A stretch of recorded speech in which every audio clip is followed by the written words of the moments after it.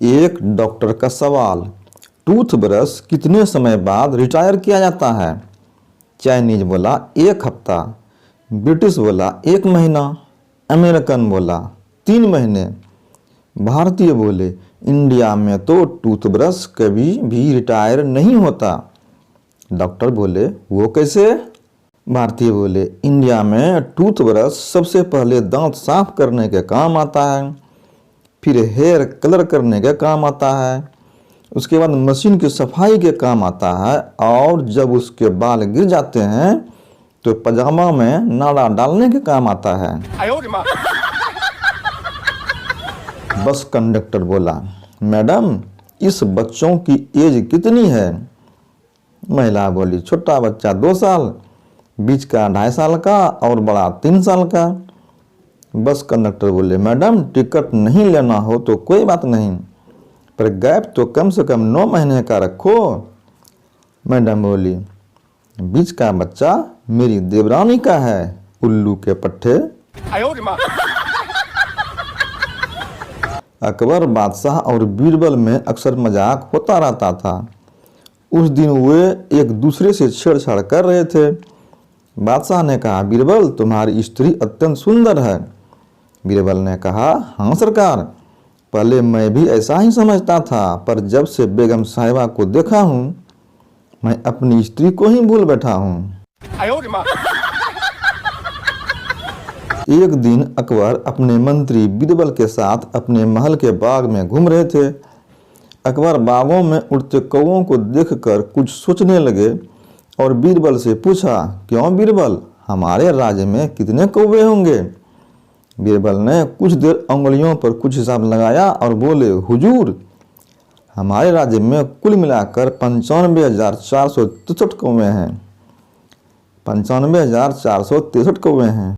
अकबर बोले तुम इतना विश्वास से कैसे कर सकते हो? बीरबल बोले हुजूर आप खुद गिन लीजिए। अकबर को कुछ इसी प्रकार के जवाब का अंदेशा था। उन्होंने पूछा बीरबल यदि इससे कम हुए तो इसका मतलब है कि कुछ कौवे अपने रिश्तेदारों से मिलने दूसरे राज्यों में गए हैं, और यदि ज़्यादा हुए तो इसका मतलब यह है हुजूर कि कुछ कौवे अपने रिश्तेदारों से मिलने यहाँ आए हैं। बीरबल ने मुस्कुराकर जवाब दिया। अकबर एक बार फिर मुस्कुरा कर रह गए। एक आदमी ने डॉक्टर से कहा मेरा घर के किसी भी काम को करने का मन नहीं करता, चाहे वो जितना जरूरी हो। जब डॉक्टर ने पूरी जांच की तब फिर से उस आदमी ने डॉक्टर से कहा आप मुझे सीधे सीधे शब्दों में समझाइए कि मुझे क्या समस्या है। डॉक्टर ने सीधे शब्दों में कहा आप आलसी हैं। उस आदमी ने कहा अब इसी को मेडिकल टर्म में बताइए ताकि मैं इसे अपनी बीवी को बता सकूं। मरीज ने डॉक्टर से पूछा आपके पास 2 थर्मामीटर क्यों हैं? डॉक्टर ने जवाब दिया एक मुंह में लगाने के लिए, दूसरा जेब में।